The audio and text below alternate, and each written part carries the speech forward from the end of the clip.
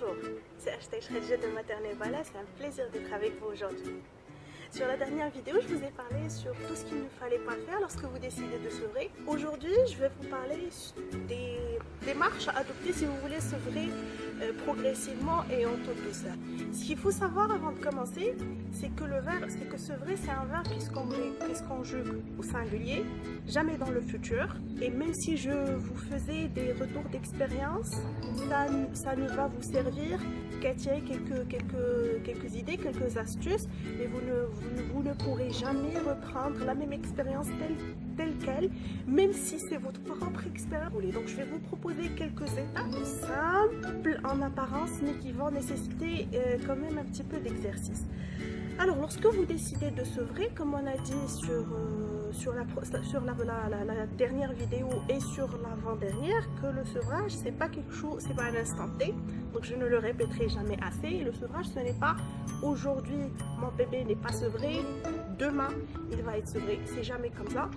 Et donc c'est un processus, c'est une action qui s'étale sur le temps, et aujourd'hui je vais vous donner toutes ces étapes que vous pouvez mettre sur cet intervalle qui est le sevrage. Donc quand vous décidez de sevrer, quand vous décidez de commencer à sevrer, je vous propose de partir sur une première étape qui consiste à ne jamais offrir mais ne jamais refuser.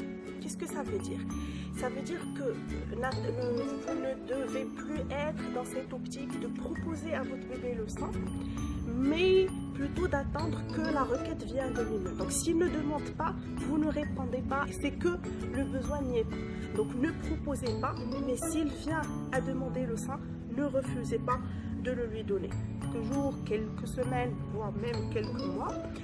Vous pouvez donc c'est pas vraiment une chronologie, c'est juste comme ça. Vous pouvez utiliser l'une après l'autre. Vous pouvez tout simplement ne pas utiliser quelques-unes. Donc c'est vraiment une gymnastique personnalisable. C'est des modules que vous pouvez insérer dans l'ordre ou pas. Donc voilà, c'est vraiment à vous de voir. Une chose qui est qui a beaucoup apporté ses fruits quand il s'agit de sevrage, c'est de faire distraction. Lorsque votre bébé vient demander le sein et que vous avez jugé ce moment-là inapproprié, ou que vous ne voulez pas lui donner le sein à ce moment-là, il faut vous faire distraction. Sortir, aller faire quelques activités, proposer de prendre un bain, ou vous devoir libre à votre imagination. Il y a aussi de reporter. Quand votre bébé vient vous demander à téter, vous pouvez lui dire attends jusqu'à ce que je termine la vaisselle, ou on va téter lorsqu'on sera rentré à la maison, ou voilà. Donc vous essayez de reporter ce moment. Ensuite, il convient de trouver des substituts.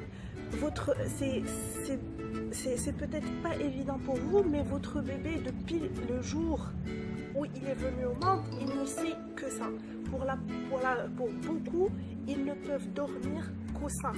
Donc essayez de trouver et essayez de vous mettre à leur place, essayez de comprendre la difficulté qu'ils ont. Des fois, eux-mêmes, ils comprennent que c'est l'âge d'être sevré, ils veulent être sevrés, mais ils n'arrivent pas. Donc c'est un sevrage, le mot est vraiment fort, il est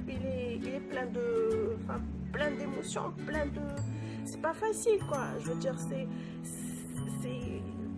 un effort que le bébé doit fournir. Donc essayez de l'aider en lui proposant des substituts qui vont éventuellement l'aider, notamment pour dormir, parce que ça reste quand même la plus grande peur des parents à ce moment. Il y a aussi de proposer des tétés qui sont plus courts. Donc si vous avez l'habitude de faire des tétés de 10 minutes, 15 minutes, 20 minutes, diminuer progressivement la durée jusqu'à 2-3 minutes par tété, c'est une durée. Encore une fois, ça dépend de chaque bébé, ça dépend de chaque maman, de votre disponibilité, etc. Donc là, je suis en train de vous donner juste quelques flashs, mais voilà, c'est pas cartésien, c'est pas des mathématiques, c'est au feeling, c'est tout ça. Donc on peut partir aussi sur des sevrages ponctuels. Qu'est-ce que j'entends par des sevrages ponctuels? C'est où des sevrages sur une période donnée, ça veut dire une période temporelle, un nombre d'heures où le bébé ne peut pas téter, ou alors une zone géographique où le bébé ne peut pas téter. Ensuite, vous avez le sevrage par contrat, donc vous signez un contrat avec votre bébé, par exemple. Donc ça rejoint un petit peu le sevrage ponctuel. Par exemple, pour mon cas, l'année dernière, c'était très difficile pour moi de jeûner. Donc avec ma fille, qu'est-ce qu'on a fait? Elle avait le droit de téter entre l'appel de la prière de Maghrib et l'heure du coucher. Donc elle n'avait plus que cette période-là pour pouvoir téter. Donc elle avait elle était sevrée par contrat sur 2 périodes, la nuit et pendant la journée avant la tempête, avant l'appel à la prière de Maghrib.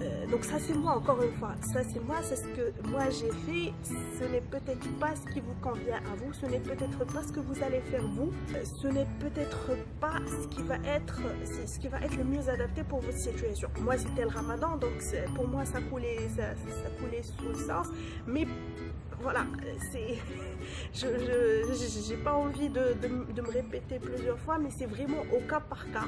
C'est pas la même chose. Vous, c'est pas moi, moi je suis pas l'autre, etc. Donc je vous donne des idées, conjuguez-les selon votre contexte. Et enfin, une façon juste magnifique pendant le sevrage, c'est le bon vieux négliger l'enfant. Des fois, votre bébé, votre enfant, votre bamba, il a juste envie de vous tester, quoi. Genre, maman, je veux téter. Et des fois, si vous passez juste la chose sous silence, si vous le négligez, là, ça passe. Donc, essayez, c'est très efficace. Donc voilà, ce sont toutes ces façons de faire que je trouve très intéressantes. Donc, à essayer, à tester. Et dites-moi ce que vous en pensez, dites-moi si vous avez d'autres techniques.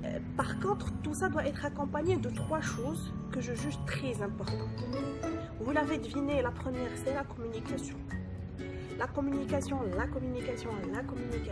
communiquez avec votre enfant, expliquez-lui ce qui se passe. Ne faites pas les choses en l'excluant, ne le rendez pas passif. À l'intérieur de sa propre vie, il est acteur de sa vie, il a le droit de décider, il a le droit de refuser. Il peut ne pas être coopératif, donc expliquez-lui s'il n'est pas prêt, reportez, ce n'est pas grave. Ce n'est pas grave d'échouer, ce n'est pas grave de ne pas réussir du premier coup. Moi-même, si je vous racontais les échecs que j'ai pu rencontrer lors de notre sevrage, il y avait... j'en rédigerai des livres, donc n'ayez pas peur des échecs et voilà. Donc la communication, encore une fois, c'est la clé finalement. Mais franchement, si vous arrivez à communiquer avec votre enfant, le sevrage c'est une étape et on n'en parle plus. Il y a aussi une chose qui est très importante, c'est l'anticipation. Votre enfant, vous le connaissez, vous arrivez à le comprendre même s'il ne parle pas, donc anticipez. Si vous pensez qu'il a besoin d'une tétée, qu'il a envie d'une tétée, essayez de faire autre chose, essayez de... voilà, le mot est dit, anticipez ses besoins et n'attendez pas que le moment fatidique de la tétée, du non-retour arrive. Donc voilà, essayez de jongler avec les événements de façon à ce que vous lui épargniez quand même un petit peu de souffrance. Et enfin, la troisième chose importante à accompagner avec ces démarches, c'est ce que j'appelle les bonnes manières de la tétée.